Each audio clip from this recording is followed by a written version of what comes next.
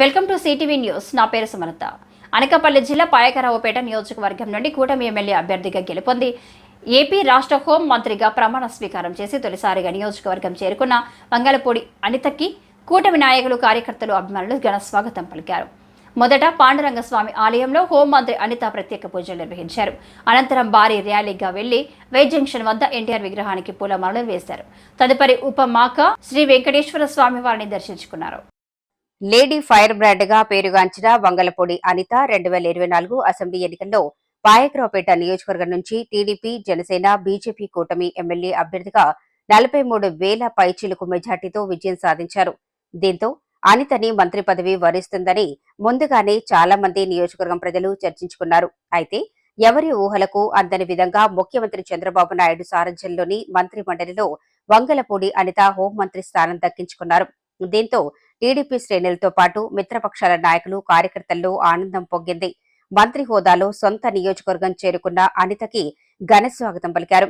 పాయకరావుపేట పట్టణమంతా పసుపు జెండాలు, భారీ ఫ్లెక్సీలతో నిండిపోయింది. పాయకరావుపేట నుండి పెనుగొళ్లు, ధర్మవరం వరకు జాతీయ రహదారిపై ర్యాలీ జరిగింది. ఈ ర్యాలీలో అభిమానులకు, ప్రజలకు అనిత అభివాదం చేస్తూ కృతజ్ఞతలు తెలిపారు.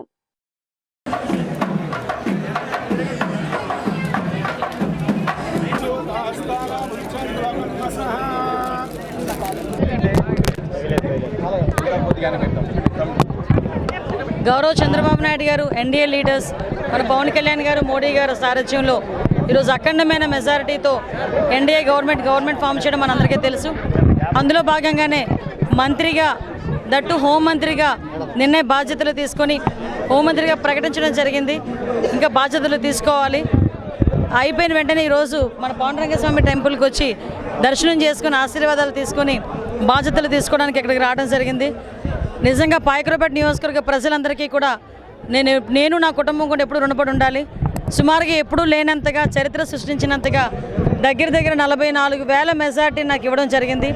అదే కాకుండా ఈరోజు 62 సంవత్సరాల తర్వాత నియోజకవర్గం ఏర్పడిన తర్వాత ఈరోజు వరకు కూడా ఎప్పుడూ కూడా మంత్రి పదవి అన్నది ఈ నియోజకవర్గానికి లేదు. ఫస్ట్ టైం చంద్రబాబు నాయుడు గారి దయతో ఈ నియోజకవర్గానికి నా మూలంగా, అంటే నా పరంగా ఈరోజు మంత్రి పదవి రావడం అన్నది నిజంగా చాలా ఆనందంగా ఉంది. ఆ చరిత్ర కూడా ఈరోజు చంద్రబాబు నాయుడు గారు తిరగరాశారు. ఈరోజు మెజార్టీ కూడా అత్యంతమైన మెజార్టీతో గెలవడమే కాకుండా మంత్రి పదవిని కూడా ఇవ్వడం జరిగింది. నిజంగా పాయకరావుపేట నియోజకవర్గ ప్రజలందరికీ కూడా పేరు పేరున పాదాభివందనం చేయాలి. ఎందుకంటే నేను ఈ రోజు నుంచి మాట్లాడగలుగుతున్నానంటే అది ఆ రోజు 2014లో పాయకరావుపేట నియోజకవర్గ ప్రజల ఆశీర్వాదం, కానీ 2024లో పాయకరావుపేట నియోజకవర్గ ప్రజల ఆశీర్వాదం. అదే కాకుండా నా మీద గురుతరమైన బాధ్యతను పెట్టారు చంద్రబాబు నాయుడు గారు, పవన్ కళ్యాణ్ గారు కూడా. ఈరోజు హోమ్ మినిస్ట్రీ అంటే ఈరోజు ఇటువంటి సిచ్యువేషన్స్లో 5 సంవత్సరాలు ఒక సైకో పరిపాలన అల్లాడిపోయిన రాష్ట్రానికి ఈరోజు తిరిగి హోమ్ మినిస్టర్ అవ్వడం అనేది నిజంగా ఒక అదృష్టంగా భావించాలో, బాధ్యతగా భావించాలో నాకైతే అర్థం కావట్లే. నిజంగా చాలా అతిపెద్ద బాధ్యత. ఎందుకంటే గంజాయి మత్తులో తూలినాడుతున్న పిల్లలు సైతం, చిన్న పిల్లలు సైతం గంజాయి మత్తులో తూగుతున్నారు, డ్రగ్స్ మత్తులో తూగుతున్నారు. ఆడపిల్లల మీద అఘాయిత్యాలు పెరిగిపోయినాయి, విపరీతంగా ల్యాండ్ కబ్జాలు పెరిగిపోయినాయి. లా అండ్ ఆర్డర్ అన్నది పూర్తిగా అసలు ఎక్కడ లేని పరిస్థితి జరుగుతోంది. అదేవిధంగా ఐపీఎస్ ఆఫీసర్స్ కొంతమంది అయితే ఈ రోజుకి కూడా వైఎస్ఆర్సీపీ తొత్తులుగా వ్యవహరించారు లాస్ట్ 5 సంవత్సరాలు. వీటన్నిటిని స్టిమ్యులేట్ చేయాల్సిన బృహత్తరమైన బాధ్యత నా మీద ఉంది. నేను కూడా కోరుకుంటున్నా పాయకరావుపేట నియోజకవర్గ ప్రజలు కూడా నన్ను అర్థం చేసుకుంటారు. డెఫినెట్గా ఈ హోంశాఖలో ప్రక్షాళన చేయాల్సిన అవసరం ఉంది. ప్రక్షాళన దిశగా ముందుకెళ్తాం. గంజాయి మీద, డ్రగ్స్ మీద ఉక్కుపాదం నేర్పుతాం. ఆడపిల్ల వైపు చూడాలన్నా కూడా తప్పుగా చూడాలన్నా కూడా భయపడేటట్టుగా మేము మాత్రం మా లా అండ్ ఆర్డర్ ఉంటుందని చెప్పి మీ అందరికీ కూడా. మా పాయకరావుపేట నియోజకవర్గానికి పేరు వచ్చే విధంగా గౌరవ అనిత గారికి హోంశాఖ మంత్రిగా గౌరవ చంద్రబాబు నాయుడు గారు అవకాశం ఇవ్వటం, పాయకరావుపేట నియోజకవర్గానికి మొట్టమొదటిసారిగా మంత్రి పదవి రావడం అందరూ కూడా చాలా సంతోషిస్తున్నాం. గత 5 సంవత్సరాల కాలంలో అనేక సమస్యలపై అలుపేరును పోరాటం చేసిన అనిత గారి తాలూకు కష్టాన్ని గుర్తించి ఈరోజు చంద్రబాబు నాయుడు గారు ఈ హోంశాఖ మంత్రిగా నియమించడానికి పాయకరావుపేట నియోజకవర్గం అందరం కూడా ధన్యవాదాలు తెలియజేసుకున్నాం. అలాగే ఈరోజు ఆవిడ మొట్టమొదటిసారిగా ప్రమాణ స్వీకారం చేసిన తర్వాత మొట్టమొదటిసారిగా నియోజకవర్గం వస్తున్నందుకు పాయకరావుపేట నియోజకవర్గం సంబంధించి తెలుగుదేశం పార్టీ శ్రేణులందరూ, అలాగే జనసేన, బీజేపీ పార్టీ నాయకులు, కార్యకర్తలు అందరూ కూడా ఈరోజు ఈ స్వాగత కార్యక్రమానికి భారీ ఎత్తున తరలి వచ్చి మా అనితమ్మ గారికి మంత్రి పదవి ఇవ్వడానికి మేము అందరం కూడా హర్షం వ్యక్తం చేస్తూ ఈరోజు ఈ కార్యక్రమం చేపట్టడం జరిగింది.